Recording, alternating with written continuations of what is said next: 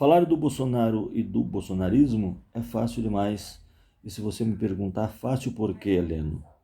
Eu vou te responder porque são pessoas pobres de ideias, são pessoas que têm zero de arrumação intracromossomial, são pessoas que estão sempre aceitando o contraditório, aceitando por aceitar, mas não sabe debater nenhum ponto específico do contraditório.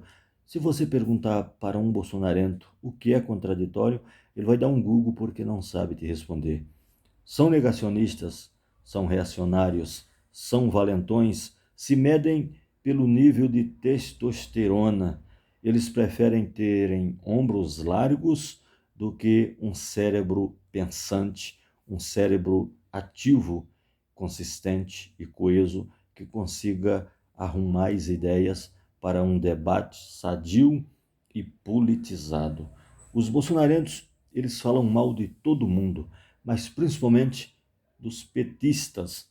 Sábado mesmo eu estava em um evento e um rapaz muito simpático até gosto da companhia dele, até onde ele toma bastante e começa a colocar política em meio ao seu estado de embriaguez. Teve um momento que ele falou que alguma coisa não sei o que era igual petista, tinha em todos os lugares.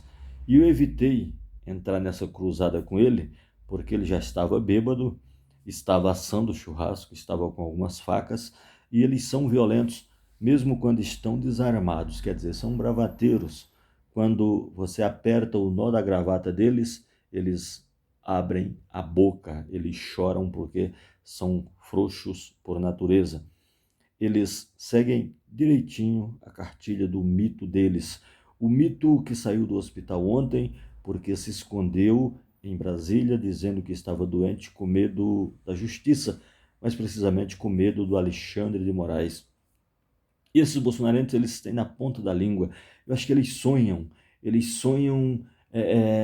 no mínimo, sonhos curiosos com o presidente Lula, porque eles sempre falam, e o Lula?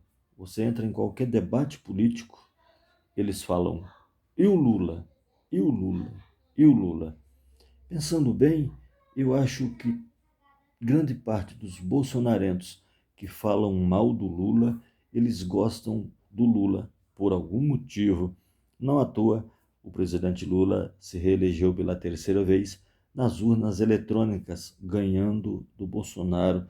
Se você pensar friamente, como eu tenho pensado muito, eu acho que os bolsonarentos que amavam o mito, eles não amam mais, sabe por quê? Porque o mito deles está virando, a cada dia que passa, um defunto podre na sala, fedendo e fedendo muito. Há quem diga que dentro do PL já está sendo proibido de falar em determinadas reuniões o nome do Bolsonaro, porque o Bolsonaro virou aquela madeira com quina. Quem encosta nele se machuca. Quem não lembra do Roberto Jefferson, do Daniel Silveira, do Gabriel Monteiro, da Carla Zambelli, pobre que de pobre não tem nada, mas hoje ela está se vitimizando, dizendo que o Bolsonaro a abandonou. O Bolsonaro culpou a Carla Zambelli pela derrota para o presidente Lula, por conta que ela saiu com arma em punho, correndo atrás de um jornalista nas ruas de São Paulo.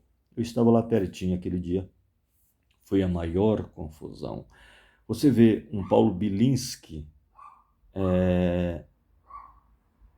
no plenário da Câmara Federal, você vê um Marcel Van Hatten, parece um ratão, uma ratazana, nova na política, mas já se sente. Você vê um Nicolas Ferreira, o Nicolas Chupetinha.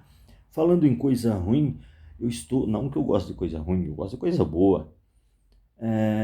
Falando em Nicolas Chupetinha, tem um indivíduo bolsonarento que está fugido das redes sociais, é o tal de Cleitinho, senador por Minas Gerais. Quem também está sumido das redes sociais é o Magno Puro Malte, o Marcos Durval, ninguém ouve mais falar dele, Marco Rogério, essa gente deve estar toda escondida por aí, porque eles sabem dos crimes praticados no verão passado. O tempo está passando, o Bolsonaro está prestes a ir para a cadeia, e eu pergunto para vocês, bolsonarentos, vocês vão viver de quê a partir de 2026, quando o mito de vocês politicamente morrer, estou falando politicamente morrer, na verdade ele já morreu, porque está 2 vezes inelegível. E quando ele for para a cadeia, vocês irão fazer campana, vocês irão acampar na frente do sistema prisional, talvez Papuda ou Bangu 8. Bandido perigoso tem que ir para Bangu 8, segurança máxima. Papuda não é tão segura assim. Se bem que a Papuda guarda alguns bandidos perigosos do meio da política, também aqui com a devida vênia. Interessante é que quando o presidente Lula esteve preso como preso político na República de Curitiba, toda noite, toda manhã, toda tarde, o presidente Lula ia dormir com "Boa noite, presidente Lula". Acordava com "Bom dia, presidente Lula", e sempre no meio do caminho, "Boa tarde, presidente Lula". Isso é interessante. Pessoas do mundo inteiro vieram visitar o presidente Lula.